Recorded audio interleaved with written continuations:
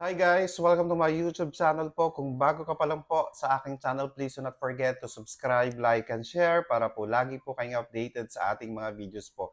Ang pag-uusapan po natin ay tungkol po sa mga soon-to-be SSS retirees po natin or SSS pensioners po natin.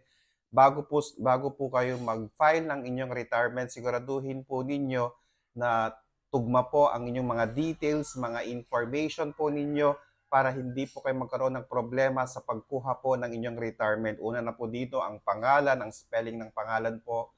Siyempre po, importante po iyon. Birth date po, importante din po iyon. Kung may mga problema po kayo sa mga details po or sa information, personal information po ninyo, pwede po kayong gumamit ng E4 form. Ayan po, para po ma-update po ang inyong information or details po. Kasama din po dito ang contact information po. Siguraduhin po na updated din po iyon. Okay? Kasi nga po, malapit na po kayong mag-retire. So bago po kayo mag-file ng retirement, siguraduhin i-check lahat po para wala pong problema ang pagpa-file po ninyo ng inyong retirement at makukuha po ninyo agad ang inyong retirement po. Ayan po.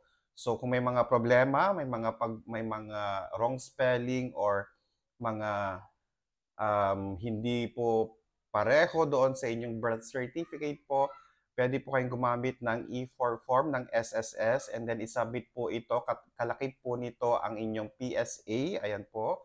Or kung wala naman po kayong PSA, birth certificate po, ayan po. So, importante po na may mga attachment po yung mga dadalhin po nating mga updating na gagawin po natin para po bago po tayo mag-file ng ating SSS pension, maayos na po ito. Okay, sana po nakatulong po ako. Please do not forget to subscribe, like, and share para po lagi po kayong updated sa ating mga videos. Maraming salamat po and stay safe. Bye-bye!